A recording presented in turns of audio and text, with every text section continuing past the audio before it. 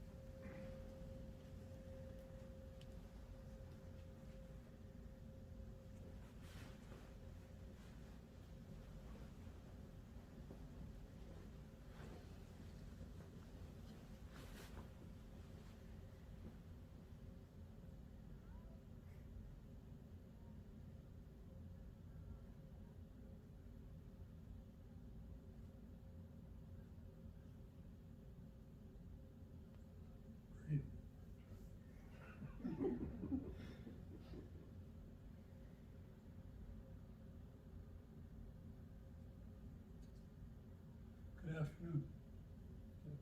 Good afternoon to everyone. Good afternoon. There's some new faces in the room.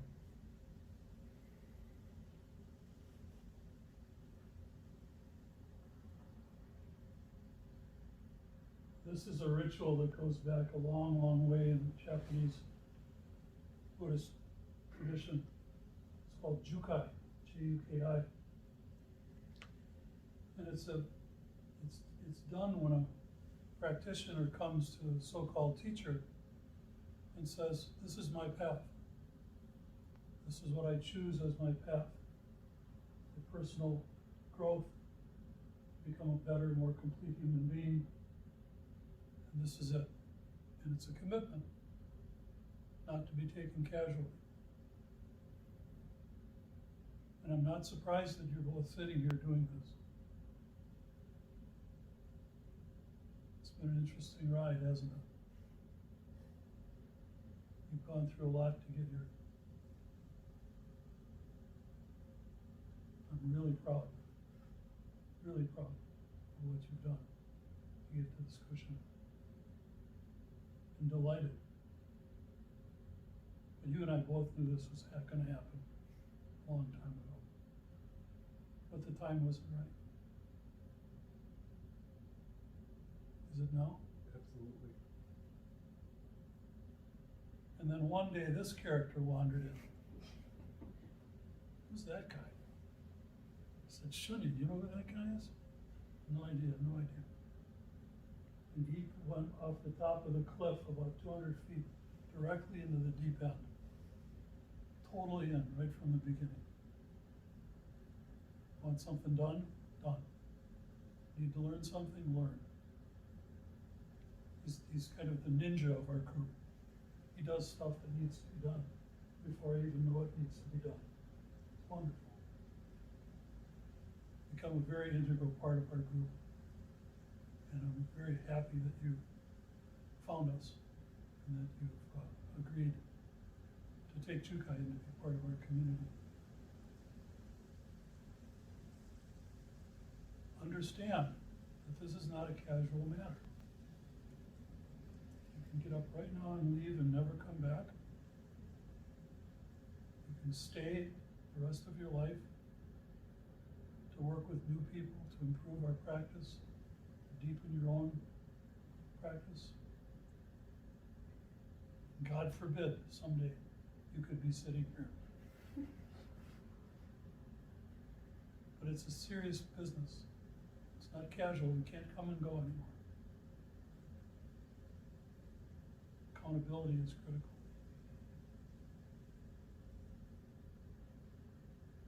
Agreed? Agreed. Understand? Yep. Okay. So take out your sutra books.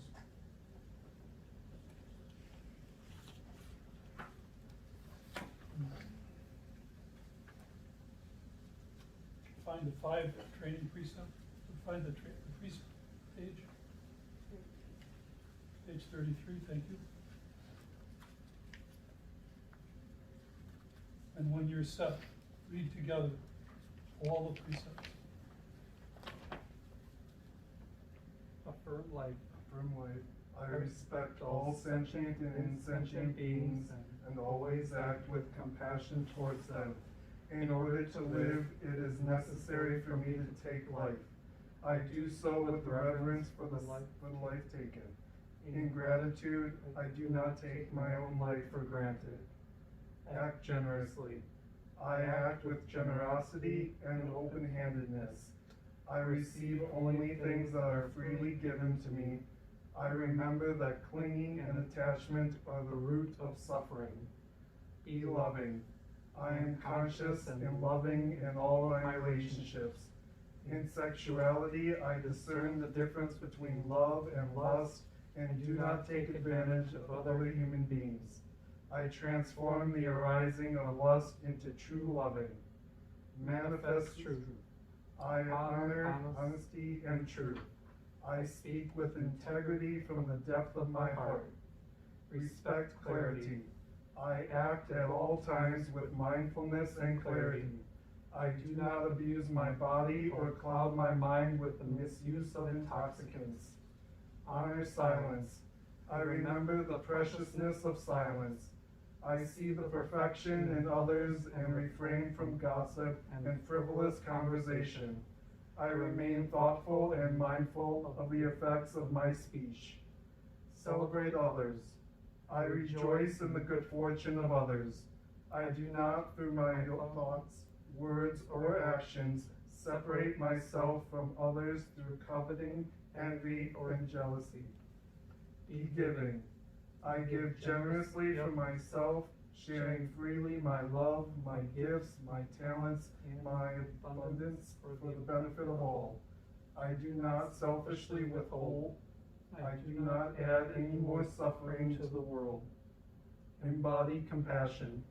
I recognize and enlighten my greed, anger, and ignorance. I transform my negative emotions and act with equanimity, sympathetic joy, compassion, and loving kindness. Steward the earth. I hold sacred this planet Earth. I seek to understand nature's interconnections and celebrate my own interdependency. I work toward achieving a lifestyle that gives more back to this earth than I've taken from it. Manifest this way. I hold precious this Sangha and the sacred life we embody, especially these 3 treasures. This absolute purity of our awakened mind, this life filled with wisdom, compassion, and skillful means, this never-ending mystery of life unfolding, all brothers and sisters, all beings. Got it? Got it? Got it. Good. You'll be held accountable. Turn to page 17.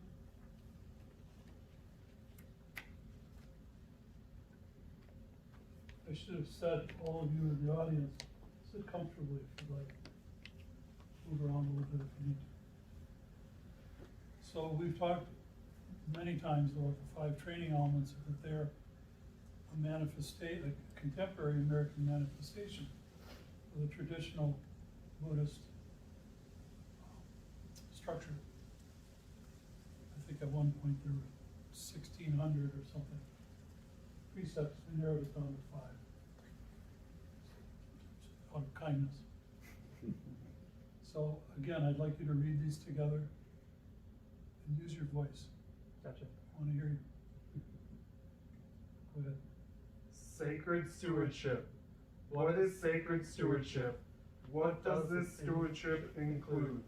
How am I, as an individual, fulfilling my commitment to stewardship, and am I acting with integrity in this chosen responsibility? How do the patterns of my consumption affect the earth and environment I live within? On what do I spend my energy and money? How does stewardship relate to the community? Does a good steward have an organic standard? Do I take a stand? If so, where? Philosophical and cognitive reindoctrination. How do I, as a contemplative being who seeks to understand and walk in conscious spirituality, think differently? What are the core statements about spirit and consciousness that I base my thinking upon? What story do I tell myself and others about the deepest qualities of spirit, and how does this story influence the behavior in my life? Do I choose the clarity of wisdom and non-judgmental awareness and the warmth of compassion over self-righteousness and selfishness? Am I willing to change my mind? Emotional maturity and integrity. Am I capable of experiencing the deeper feelings of fear, sadness, grief, and compassion which underlie my normal conditioned reactions of anger and shame? Am I then willing to choose to respond from the truth of compassion that this deeper realization brings forth? Do I realize that I choose my reactions to my feelings, and am I willing to make other choices? Am I willing to stay mindful and watch a negative reaction like anger or shame manifest, and then skillfully and compassionately choose another response? Do I realize the angst of negative emotional reactions as liberating emotional koans, and embrace these opportunities from Mondo Zen transformational practice? Am I willing to enter into transformational awareness and actually change the way I react and feel? Conscious embodiment. Am I comfortable and at ease in my body? Am I fit and ready to respond as a warrior who might need to defend his or her family? Do I delight in this body enough to have a dance performance at the drop of a hat? Is it necessary to have a conscious embodiment practice to remain physically aware and fit? Genuine insight. Have I tasted the pure, sweet truth of the divinity within myself? Do I consider my personal insight and self-realization adequate? Have I experienced the freedom that is promised and offered by all the contemplative traditions? Where could the kingdom of heaven really lie if not within me? 3 cultural poisons. Denial. The environment is fine. Cynicism. What can I, one person, do? Hypocrisy. My behavior is exemplary. Got it? Think you could do a dance I should hope so. at the drop of a hat? Not very well, but I could. That wasn't the question. Who's got a hat? Again, these are vows. These are vows, and a vow is a serious thing. A wedding vow is a serious thing, yes? A commitment to any organization is a serious thing. And these 5 training elements are vows. It says we will always be aware, always do our best. And it says you already know we will always miss. We will not be perfect. We will strive for perfection. The origin of the word sin, as is used in some churches, comes from target practice. And sinning is missing the mark. Sinning is missing the mark.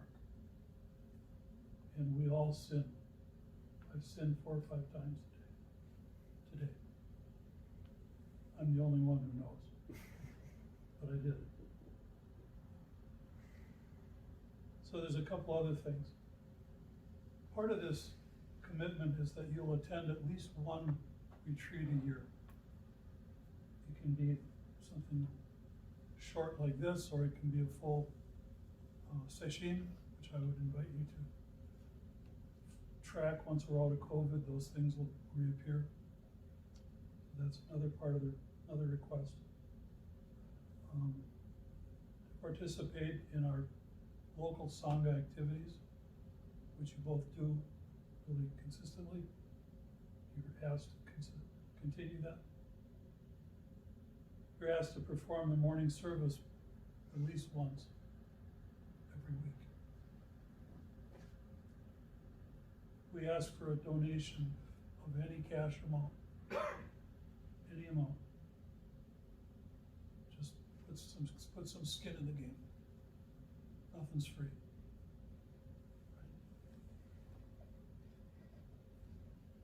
In fact, our candles are looking a little ratty. You might need some candles. So do I have a commitment from you two? Absolutely. To do this? Yes. Yes. You sure? Absolutely. Absolutely. What do you all think?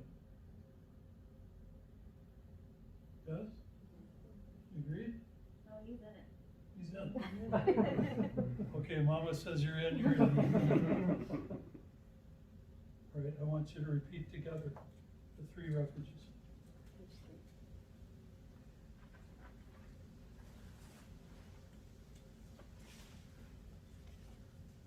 I take refuge in the absolute purity of this awakened mind.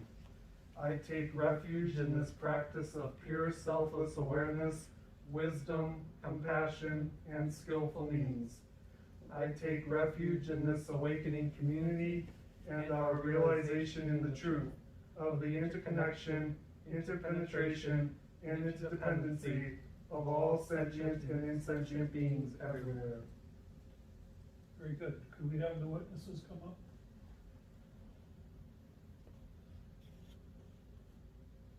Just stand behind them.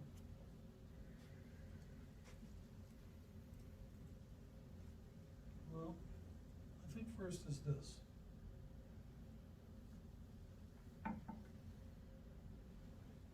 This is called a Kiyosaku stick. It's not a coincidence that it looks like a sword. The Rinzai Buddhist tradition comes out of the samurai culture in ancient Japan. And if you've seen enough movies, you know that samurais were warriors, and they used the sword, a long sword for fighting, a short sword for ritual suicide. We keep this on our altar. You've seen this many times. And this is a reminder that you've committed to this path. You've committed to this Sangha. And if you fail to follow your commitments, we're giving these two beautiful women permission to come get the sword and use it on you. Understand? You willing to do that? You've been waiting to do that. Understand? It's another reinforcer. It's another way to remind us of a commitment that we've made. If you choose to cut his head off, I don't want to know about it. Yeah, let's have one.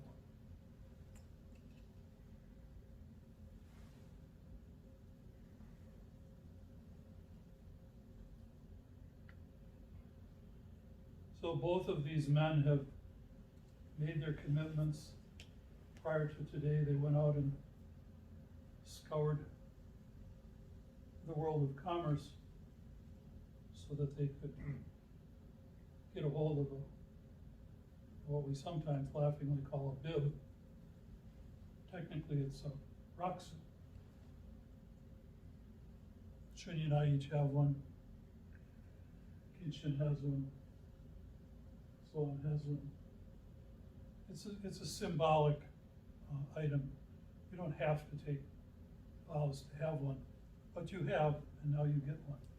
You also get a Dharma name. I've given this quite a bit of thought.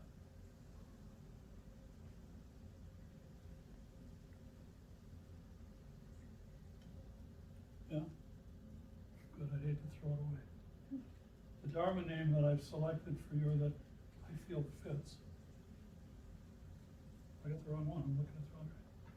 The Kaden is Seisho, which translates from the Japanese as essence of creativity. I thought that sounded appropriate. So my friend,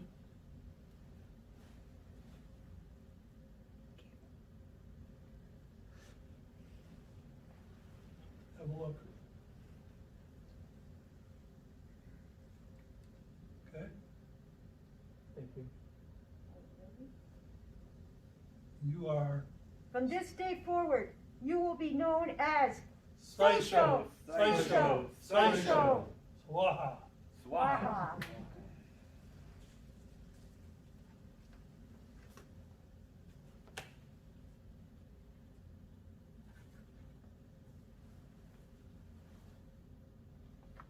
And I didn't mean for this to happen, but I hate to waste paper. So I did.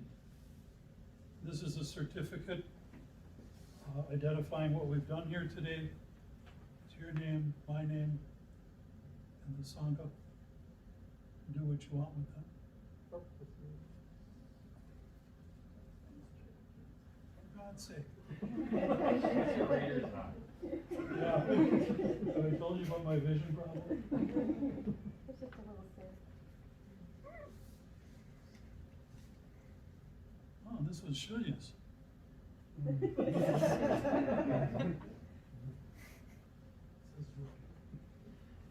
All right.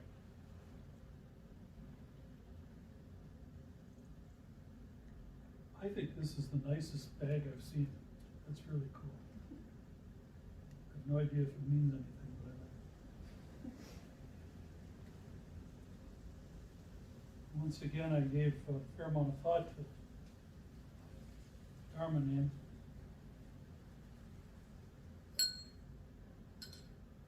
And I found a name that I think is a good representation of who I think you are. And the name is Taiken. It stands for Peaceful Sword.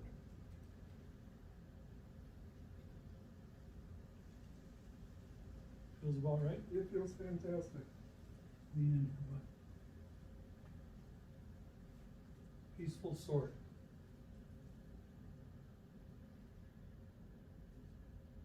And since there's only two, I can't possibly screw it up. So that's for you. Put it in a frame. Use it as a cutting board, whatever you want to do. All of these things are symbolic, they're metaphors. And from this day forward, you will be known as Taiko.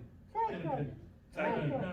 Nobody remembers. Oh. Swaha. Swaha. There you go. What else? So, I'd like to hear from your witnesses now. What do you have to say about these men? I would say I'm very proud of my husband. As you stated previously, when he gets committed to something, it's all in. I remember probably 2 or 3 weeks into him coming to the Zendo, I lost him at Woodman's. And I kept screaming his name and he wouldn't turn around. And then I shouted out, Siddhartha! Immediately.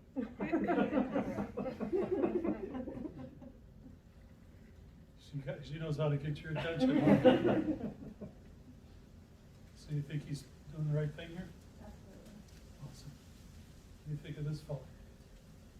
I've loved Joey since the moment I met him. And I gave him his first of Zen Buddhism. And I think I knew it was right from this moment I gave it to him. Thank you for doing that. You lit the fire. Yeah. the right thing for him? Yes. Thank you.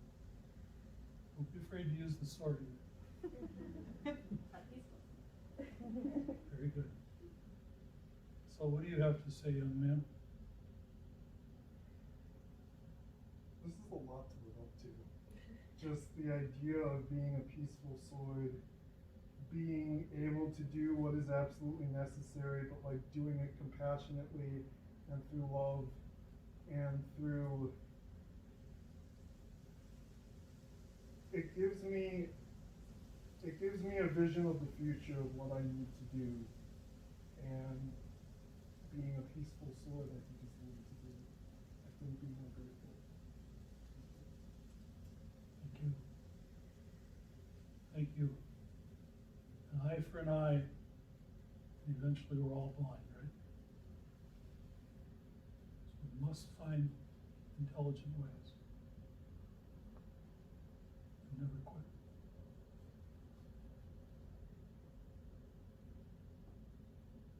Yes?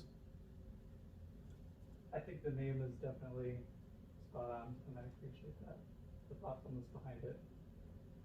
And I've always felt very good about trying to bring my own individual skills to the Sangha. And I hope it's really benefited everyone, because that's really my intentions, is for everyone to benefit, because I cannot even begin to say how much coming here has changed my life. And I hope that I can help change others as well, so thank you very much. Wonderful. Okay. I think we're done here. Okay, ceremony is complete. Take a little bit of a break, go to the restroom if you'd like. And we're gonna set up for one last thing. But everybody needs to leave the room.